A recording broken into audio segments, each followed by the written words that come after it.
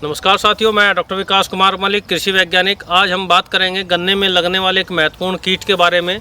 जैसा कि आप मेरे यहाँ पीछे खेत में देख पा रहे हैं, ये जो गन्ने का खेत है, इसका ये कॉर्नर है। एक तरफ से ये गन्ने के खेत की शुरुआत है, मेड़ के पास से शुरुआत है, और ये वाला हिस्सा नीचे बैठा हुआ है। इसमें वृद्धि बिल्कुल नहीं आ पा रही है, जिसका एक मुख्य कारण है कि इसमें एक चूसने वाला कीट लगा हुआ है, रस चूसक कीट लगा हुआ है, जिस कारण से इस खेत के इस हिस्से की, इस कोने की यहाँ से बढ़वार बंद हो गई है। ये कौन सा कीट है, किस कारण से इसका प्रभाव हमारे गन्ने पर आ रहा है? बेसिकली ये आपका मिलीबग कीट है, जिसको गुलाबी चिकटा भी हम जानते हैं, जिसको गुलाबी रंग का कीट भी हम जानते हैं। और मिलीबग क्योंकि ये हमारे गन्ने की बढ़वार को रोकने का काम करता है, ये उसकी वृद्धि को रोकने का काम करता है, ये उसका रस चूसने का काम करता है, जिस कारण से हमारे गन्ने की बढ़वार रुक जाती है। यहाँ पर मेड़ है, मेड़ के पास से प्रारंभ हो रहा है।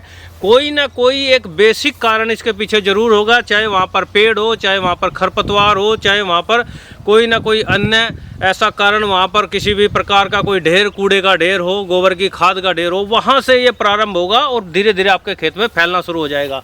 जैसा कि आप यहाँ पर देख पा रहे हैं, आगे का हिस्सा छोटा है, पीछे गन्ने की वृद्धि ज़्यादा है। यहाँ पर मिलीबग का प्रकोप बेहद ज़्यादा हो रखा है, जिस कारण से इसकी वृद्धि नहीं हो रही है।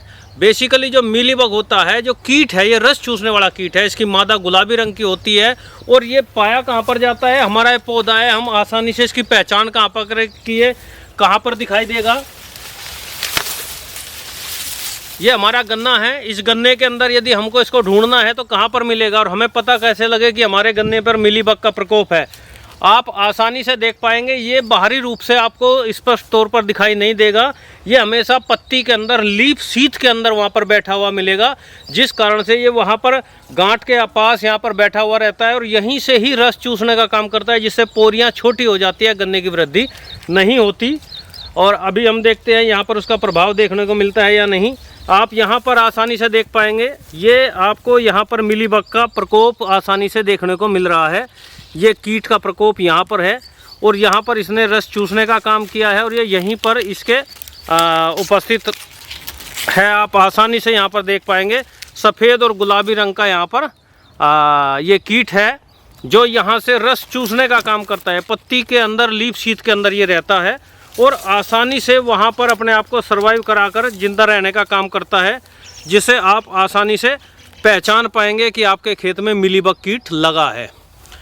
क्योंकि इसका प्रभाव यहाँ पर जितनी भी हम लीफ शीथ है उनको उतारते रहेंगे, उसके अंदर इसका प्रभाव आपको देखने को मिलता रहेगा। आप आसानी से देखते चले जाएंगे कि जितने भी हम ऊपर की तरफ इसमें पत्तियाँ, लीफ शीथ हटाते हैं, वहीं पर इसका प्रकोप देखने को आपको आसानी से मिलता रहेगा। ये जो हमारा मिलीबग है, ये लीफ शीथ के अंदर बैठकर ही वहाँ पर हमारे पौधे को नुकसान पहुँचाता है, रस चूसने का काम वहाँ पर करता है।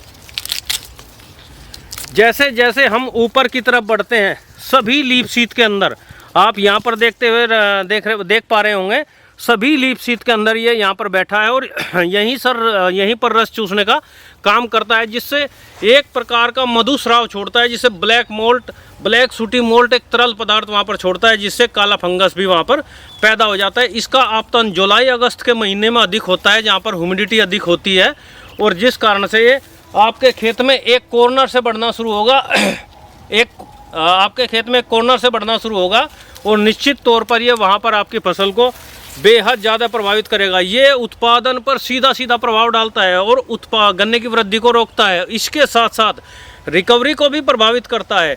ना तो किसान को उत्पादन मिल पाएगा उतना अच्छा, और ना ही शुगर इंडस्ट्री को रिकवरी मिल पाएगी। इसलिए हमें प्रयास करना है इसकी सबसे पहले पहचान करें, उसके बाद इसका कंट्रोल हम प्रारंभ करते हैं। सबसे पहला कार्य है, जैसे कि आप यहाँ पर देख पा रहे हैं, जो हमारा हिस्सा है 4-5 मीटर आगे तक का, हमें इसकी जो हमारा प्रभावित गन्ना है, इसकी सभी लीफ शीथ हटा देनी है। केवल ऊपर की जो पत्तियां जहां हमारे गोब के पास की है, उनको ही हमें छोड़ना है।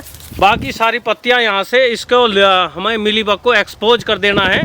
ऊपर की 4-5 पत्तियां, हरी पत्तियां ही वहाँ पर रहे, ताकि इसकी वृद्धि वहाँ से चलती रहे। और जितना भी हमारा हिस्सा है 4-5 मीटर का, उसकी सारी सूखी और वहाँ पर ऊपर गोब के पास की हल्के पीलापन लिए हुए पत्तियों को हम हटा देंगे। सबसे पहला कार्य यही करना है, क्योंकि ये लीफ शीथ के अंदर रहता है, वहाँ पर दवाई का प्रभाव उतना ज़्यादा नहीं आता है, इसलिए इसको वहाँ पर हमें हटाना है। दूसरा, किस किस दवाइयों का प्रयोग कर सकते हैं?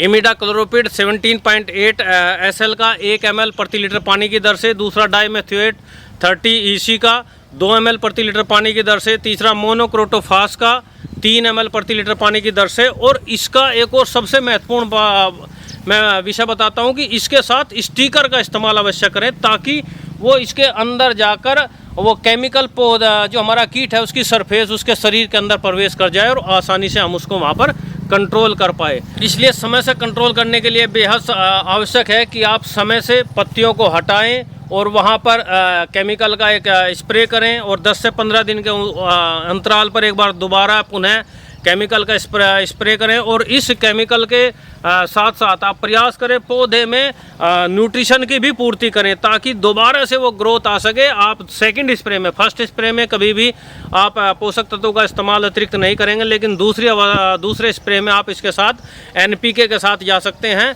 या अन्य आप यूरिया यदि आप इस्तेमाल करते हैं तो 2% यूरिया का घोल भी आप इसमें इस्तेमाल कर सकते हैं, ताकि पौधे में वनस्पतिक वृद्धि बनी रहे।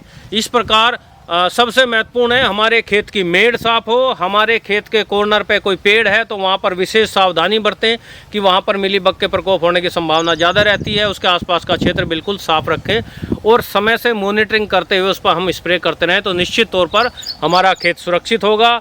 और जो ये प्रभाव है, आप जहाँ तक 3 मीटर 4 मीटर तक इस फसल में गन्ने में प्रभाव देख पा रहे हैं, इससे 2-3 मीटर आगे तक की पत्तियां हटानी है। मैं पुनः आपसे आग्रह करता हूं कि यदि आप पत्तियां हटाएंगे और उसके बाद केमिकल का स्प्रे करेंगे तो निश्चित तौर पर आपका खेत सुरक्षित रहेगा। यदि पत्तियां नहीं हटाते हैं तो भी हमें केमिकल का उतना अच्छा इस्तेमाल या केमिकल का उतना अच्छा प्रभाव हमें देखने को नहीं मिलेगा। तो इसलिए सभी कार्य एक साथ करने हैं। पहले पत्तियां हटानी है, उसके बाद केमिकल का स्प्रे करना है, और केमिकल में विशेष रूप से आपको उसमें स्टिकर का प्रयोग मुख्य रूप से करना है, ताकि वो पौधे में जो हमारा कीट लगा है उसके शरीर के अंदर भी वो दवाई आसानी से प्रवेश कर जाए, वहाँ ड्रॉपलेट साइज ना बने, वो कीट के अंदर भी वो आसानी से वो दवाई पहुँच जाए। नमस्कार, धन्यवाद।